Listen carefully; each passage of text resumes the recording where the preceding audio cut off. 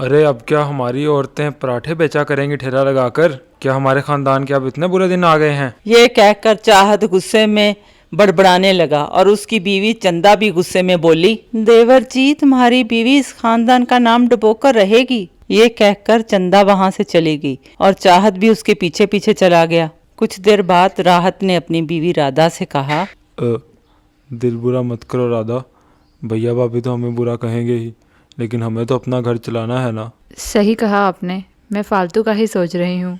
अगले दिन राहत और राधा ने कॉलेज के बाहर पराठों का ठेला खोल लिया। राधा पराठे बनाने लगी और राहत चीख चीख कर लोगों को बुलाने लगा।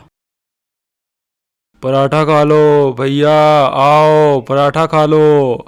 प्लेन पराठा, आलू पराठा, सब्जी वाला पराठा, चीज़ वाला पराठा। आओ 50 रुपए में खाओ मज़ेदार पराठा। ऐसा पराठा कभी नहीं खाया होगा। ये तो हमें मालूम है कि कॉलेज के लड़के कितने भुक्कड़ होते हैं। राधा मजे मजे के पराठे बनाती और कॉलेज के लड़के खरीद कर मजे मजे से खाते। राहत एक खानदानी लड़का था। उसके बाप दादा बहुत बड़े जिम्मेदार थे, लेकिन राहत में किसी किस्म का कोई घुमंड ना था। वहीं चाहत में बहुत घुमंड था, लेकिन घुमंड किस बात का, जमीन तो सारी बिक चुकी थी। राहत और चाहत के बाद जब तक जिंदा थे उन्हीं के पैसों से घर चलता था और राहत और चाहत को कोई काम करना ना पड़ा। लेकिन उनकी मौत के बाद घर चलाना बहुत मुश्किल हो गया था। राहत ने राधा से शादी की थी, जो कि बहुत अच्छे पराठे बनाती थी। इसीलिए उन्होंने पराठों का ठेला लगाने का सोचा, जिसकी वजह से चाहत और चंदा बहुत नाराज हो गए। उन्होंने इन दोनों से रिश्ता तोड़ लिया और पहले दिन से ही राहत और राधा की बहुत अच्छी कमाई होने लगी।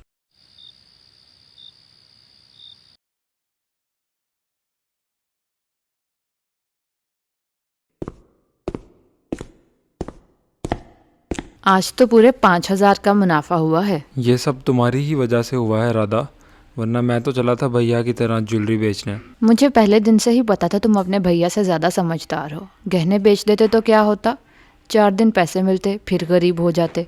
सही कहा तुमने, इसलिए तो तुम्हारे कहने पर तुम्हारे गहने मैंने गिरवी रख दिए और उन पैसों से हमने पराठों का ठेला लगा लिया। देखना, हम बहुत जल्दी गहने छुड़वा भी लाएंगे और हमारे पास बहुत से पैसे भी होंगे। दोनों हर रोज पराठे बेचने लगे और अच्छा खासा मुनाफा कमाने लगे।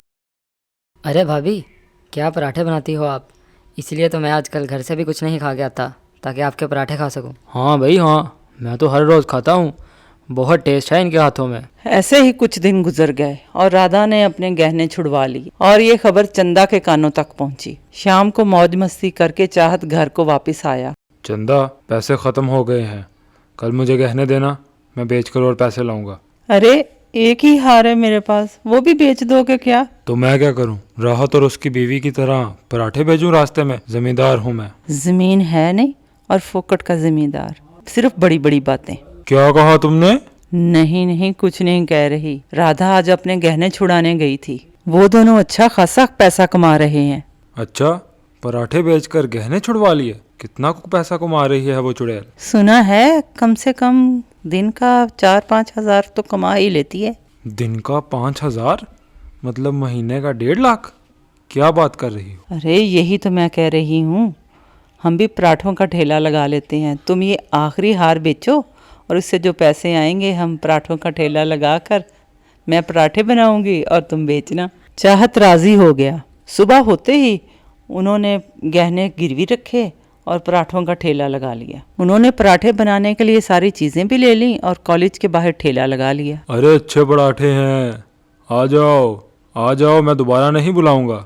नहीं आना तो ना आओ, बाढ़ में जाओ, जमींदार हूँ मैं। चाहत इसी तरह कॉलेज के लड़कों को बुलाने लगा और कोई भी ठेले के पास ना आया। दूसरे दिन चाहत ने अपना तेवर कुछ कम किया तो कुछ कॉलेज के लड़के खाने के लिए आ गए। चंदा को अच्छी तरह पराठे बनाने नहीं आते थे, इसलिए उन लड़कों ने कहा, पराठों में वो बात नहीं है, राधा भाभी भी इसी दाम में इतने मज़े के पराठे बना के देती हैं। ये सुनकर चंदा और चाहत गुस्से में आ गए और चाहत ने कहा, चंदा, तुम कभी भी राधा के जैसे पराठे नहीं बना पाओगी, इस बात का मुझे पता है।